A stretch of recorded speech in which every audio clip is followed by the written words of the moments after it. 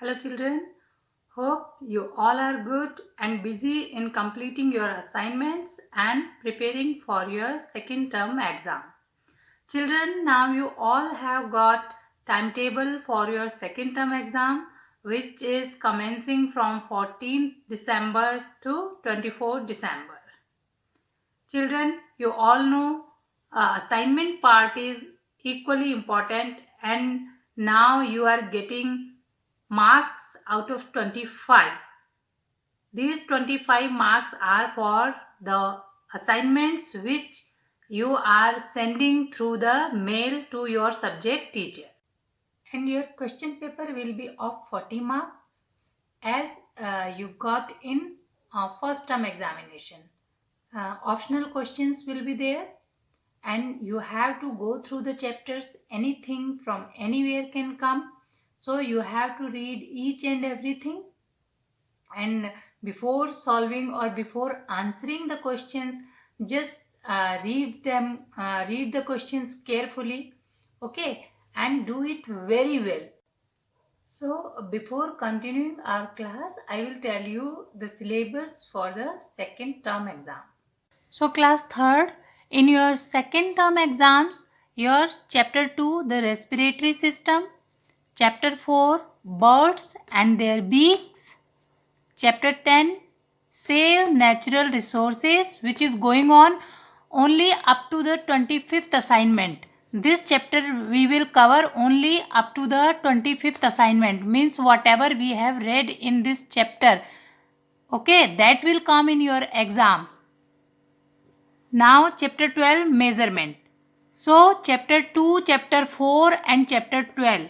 These chapters you have to go through and you have to cover whole chapters. But in chapter 10 only those topics will come which we have read up to 25th assignment.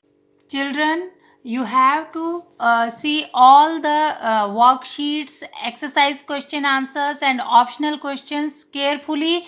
I have solved all the worksheets in my videos, so just match your answers, and if any correction is needed, just do it in your book and write the correct answer in your exam, okay. So just watch the videos and do the correction if anything is needed. Children, these all chapters we have covered from 16th assignment to the 25th assignment. So watch all the videos carefully and all the work whatever you have done till now from 16th assignment to the 25th assignment. So children, now we are continuing our chapter 10, save natural resources. Earlier we have learned about the natural resources. Okay, now you all are aware what are natural resources, and we were discussing how we can save our natural resources, means how we can protect them, okay, how we can conserve them. Conserve means protecting something. So we have discussed about the soil, how we can protect or we can conserve the soil, okay. We have also learned about the soil erosion, and now our today's topic is water. Water is also a natural resource, okay, and you all know water is very essential for life processes. Clear? So first of all, you must know most of the part of the land is covered with water which is present on the earth in the form of various bodies like ponds, lakes, rivers, seas and oceans. It is also present as underground water. So these are the sources of water. What are the sources of water? Lakes, ponds, rivers, seas, oceans, underground water. These all are the sources of water. Okay. Now, importance of water. You all know how much important water is. Okay, water is needed to drink, to wash, to clean, to cook and bath and various household purposes. Water is very much needed.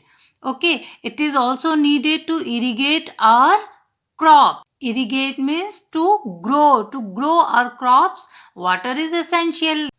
Children, you all know no one can imagine the life without water because water is essential for our life.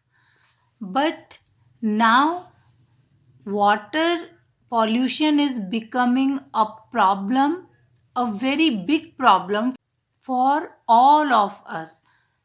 As population is increasing, day by day water problem is also increasing. You might have feel this problem sometime when water is not coming in your house, in your taps. How many problems your mother has to face, to she has to wash clothes and dishes, but without water no work can be done. Means house cleaning and all these things cannot be done without water. Okay, so what is water pollution? Okay, the process by which water gets contaminated. Contaminated means polluted. Okay, the process by which water gets contaminated with solid waste, debris, and other harmful substances is called water pollution. Okay, debris means solid waste. If something is destroyed and the pieces of that destroyed matter, those are called debris.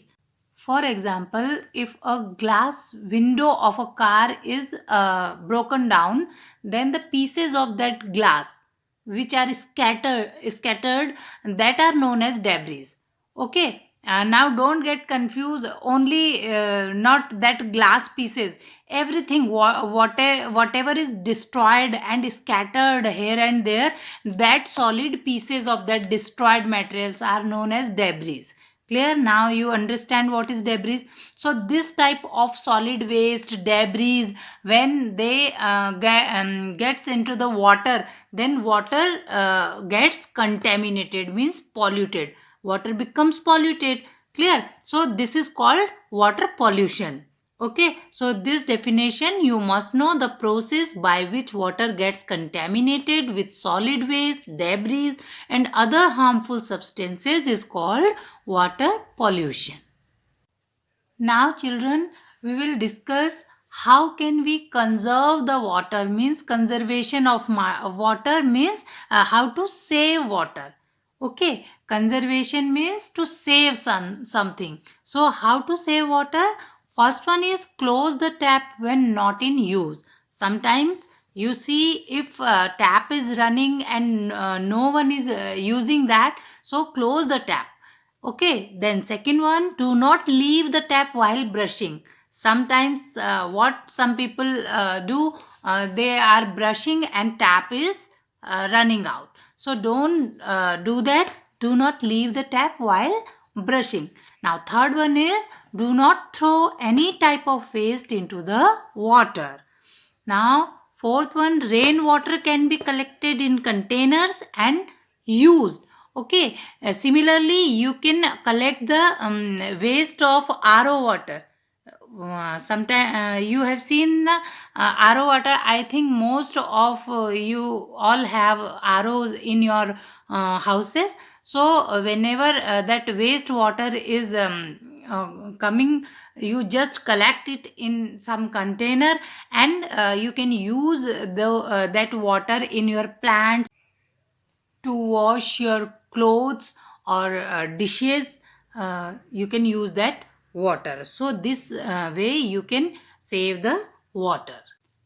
So children, by saving the water we can also save electricity, because electricity is obtained from water. The energy of this natural flowing river is stored behind dams you must have heard about the dams, and they used to produce electricity, and this is known as hydropower.